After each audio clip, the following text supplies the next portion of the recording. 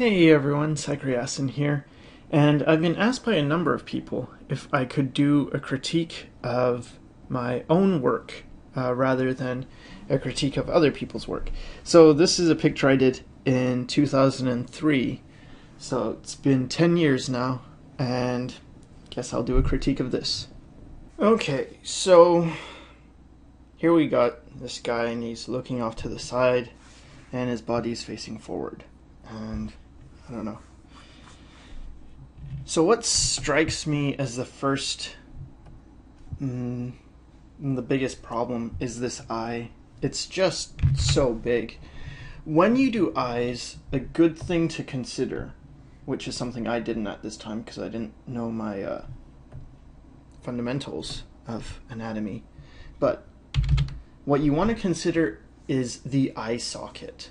And in any head you do, not just the eye socket, but also the skull.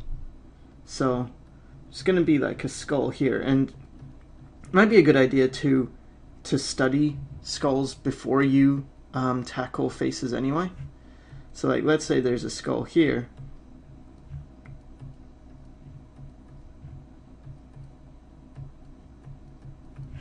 Then, you know, what's underneath the eye socket? Well, it's going to be the cheekbone.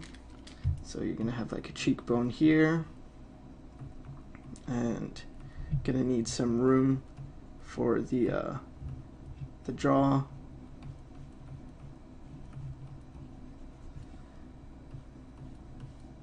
And so you'd have like a skull like this.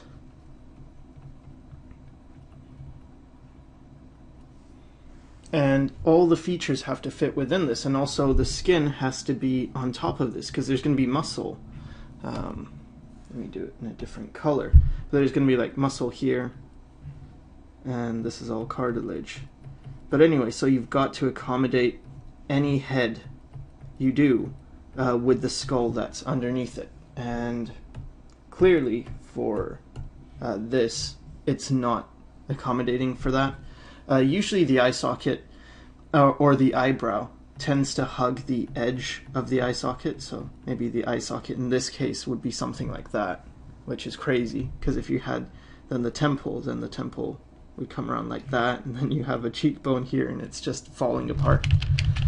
So let's just fix that. Just select this eye, and how am I going to do this?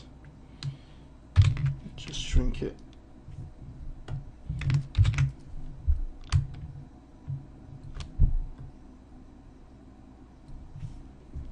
And that's a bit more accurate.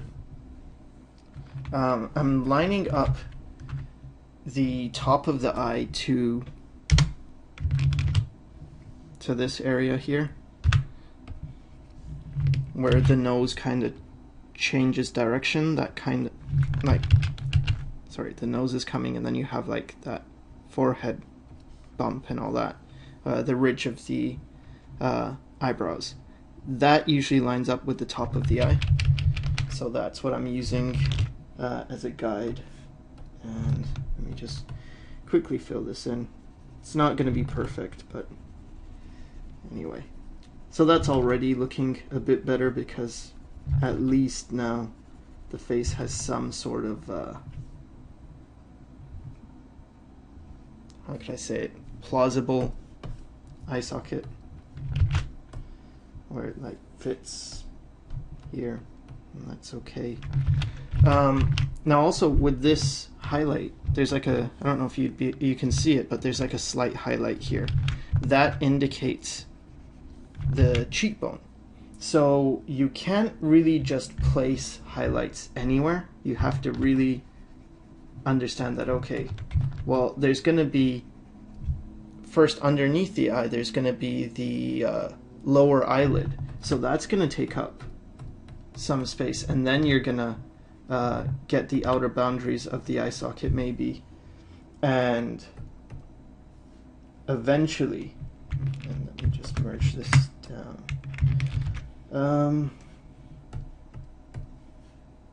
Yeah. eventually you get this highlight for where the cheek goes underneath. But anyway, that might be getting too technical. Okay, so another thing I notice is I'm not really liking this curve of the head. It feels like this area is pretty weak, and it's not describing the bridge or the eyebrow ridge.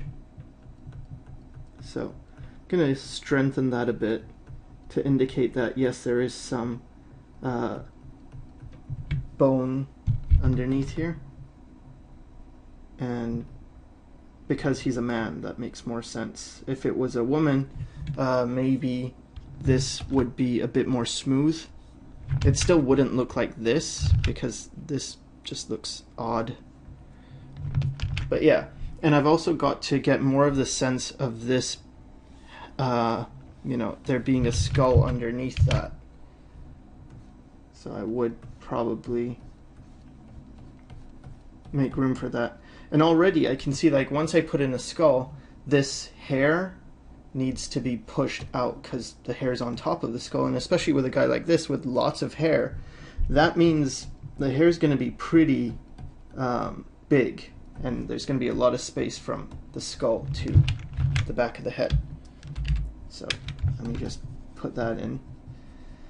And there's something really weird going on here where you've got hair and it's coming over this muscle. Now this muscle is the trapezius, so that's not the back of the neck, right? Like, this whole area has nothing to do with, it's not that it has nothing to do with, but it's not the neck. So this shouldn't be like that. There shouldn't be hair growing on the trapezius.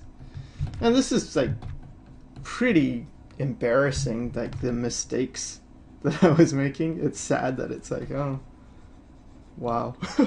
Now I want to correct this jaw because the jaw is a bit weak. It shouldn't just end the way it does here. It looks kind of like it goes this way and then it ends, and then you've got like an ear way up there. The ear is going to be, I mean, it's roughly placed correctly, and I probably at this point still knew something about proportions, but the jaw starts slightly behind there, so I got to get that in. So I'm going to change where this jaw is so that it's bigger and it fits where it needs to. And also this ear is too, and also what I'm going to do is indicate that there is underneath the jaw, you need to connect to the neck somehow. So just got to make sure that's there as well. But as I was saying, with the ear, you've got to have it not this thin, because it's fine if, well, it's not, See, there's no hard and fast rule because people can have different types of ears, but even so, if his ear was coming out and it was that thin, it would be a different shape. So because I'm the one who did this, I kind of know that it's just like, no, I wasn't going for some kind of strange ear. So let's say you have like a 3/4 view of a head. Then yeah, it's okay to have like a thinner ear, because that ear is like, so this is the front of the face, front plane, and then this is going side plane. So that ear is going back in space. But if you turn that head and it's a side view, then that ear is going to be more big, like it's going to occupy a larger area. So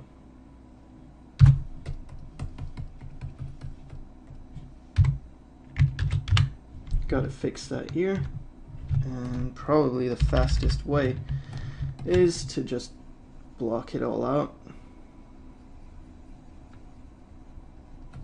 and then just redraw it real quick.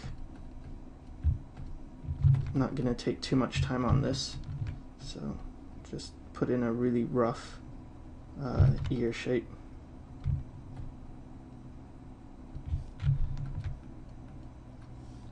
All right, and then the hair here. This is really weird the way I did it, because it goes like this way, and then it sort of goes off in this zigzaggy thing and it comes down. And I don't know if I was trying to be stylized and cool, but it doesn't look that way. It just looks weird. Yeah. So what I'm gonna do is I wouldn't use strokes like this. Like, you've got to, or I don't know. If your work looks like this and you're making these kind of mistakes, you've really got to think about how things flow. And in general, just think a lot more.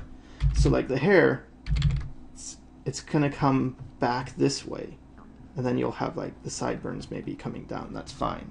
And you can have these kind of, I don't know, bushy or side, like mutton chops if you want. That's fine, but it's got to, I don't know, it's got to come in the right way. It's got to flow properly. So let's say we have it like that, and I want to extend the hair in the back as well.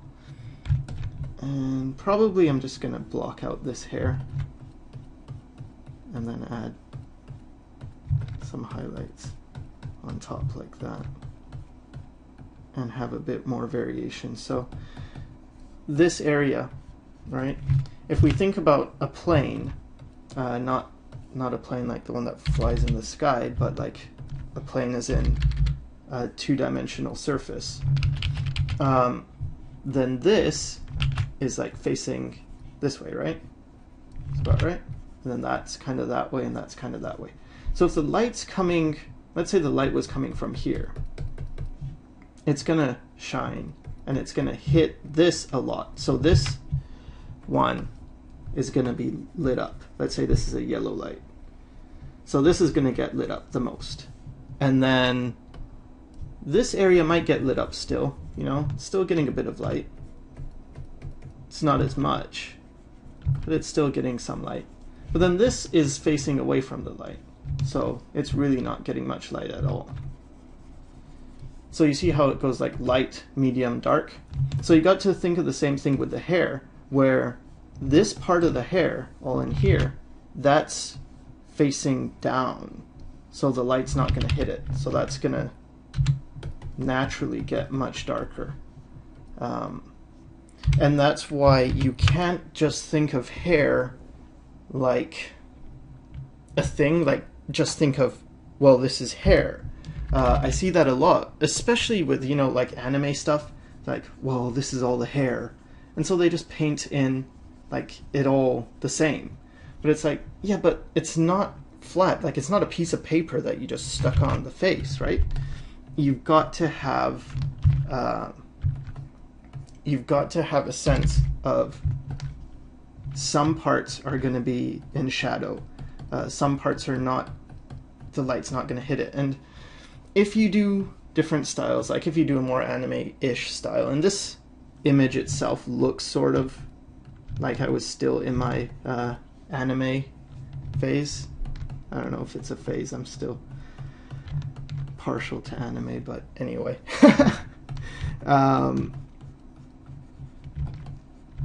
Yeah, it's still got to have more sense to it than like whatever, you know. You can't just put things anywhere. And with this hair, I'd probably, like, it looks like I'm going crazy with it, so if that's what I was gonna do now, I would probably push that a lot more. And, you know, it's like, yeah, if you're gonna be weird and have strange hair, probably go for it. I don't know. It's kind of stupid, though.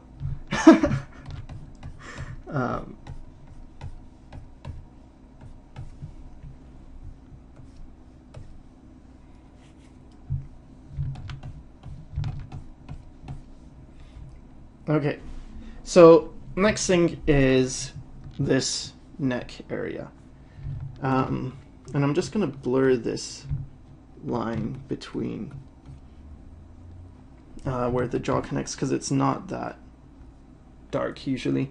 But anyway, if the body is facing this way, I don't know, towards us, and the head's facing that way, then if the head's turned like this, you're gonna get a strong indication of the this muscle right here. It's a sternocleidomastoid, and it's called that because it connects on 3 points. It connects. It comes from like behind the ear, it comes down, and it connects to the sternum, and then also, which is the sterno part of the sternocleidomastoid, and it connects to the collarbone, which is the cleido part, and then there's a mastoid process here, and that's the third place it connects. So you want to make sure you have that muscle there, because that's going to show up. And then the same muscle is going to be behind here, and that's also coming around. So you got to have that too. And this distance between, and this is all like anatomy stuff, so it might help to get reference, but this should probably be thicker, especially if this guy's strong. Probably should make that a bit more beefy. And then you'd have this coming forward. And remember that you can't just do this. Like, this doesn't just come straight down like that. It has form, because it's like from a side view. If you have it like this, what that means is you have a head, then you have a neck, and then you have a body, and you have a rib cage, and then the rib cage does that, and it doesn't. The rib cage comes out, and then it goes down. So even if this guy was not muscular at all, it's already got like an angle to it. And then if you add muscle on top of that, then that angle is only going to increase, right? So because of that, in a front view, that's a little, like, it's not purely front, it's a little bit tilted, so that would be like that. You'd have that line there. And it's not like hugely important because it's not indicated, but that leads me to another thing, which is that you probably, and when I say you again, I mean me, probably shouldn't end like this, like cutting the figure off right here. And it looks like I had read or found some knowledge that you should not just cut the neck off like that, because the person looks decapitated, and you should include the shoulders. But I didn't include enough. It would be much better to include at least up to where the chest is, like that.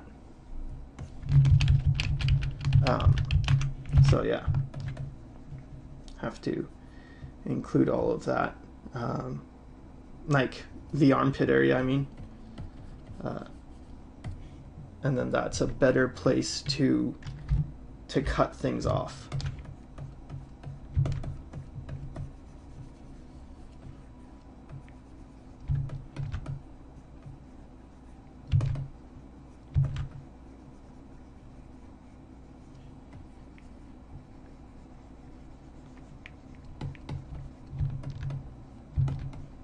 I'm not going to spend like tons of time fixing that. But anyway, yeah. What else? Right, so the other thing is, I really don't like the presentation of this, like with this skin color all here. I think you could cut that out and just clean this up.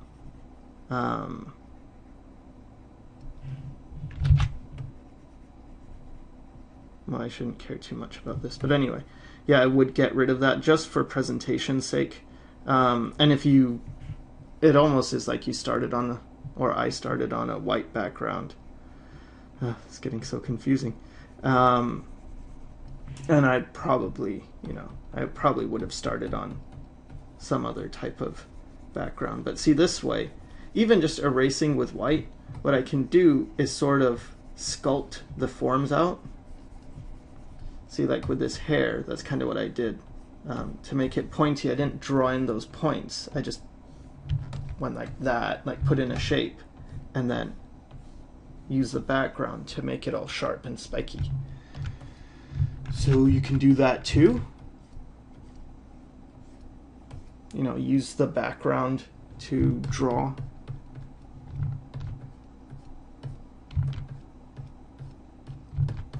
I don't know what's going on.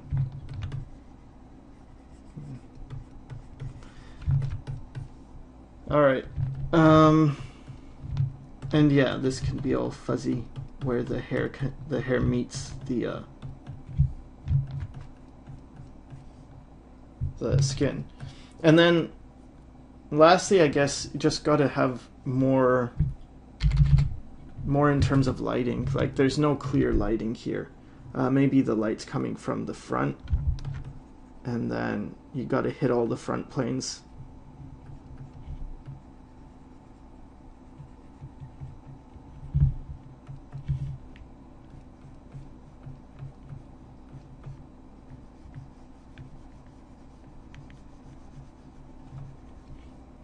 But anyway, I think for the most part that's it. So the biggest problem is definitely anatomy.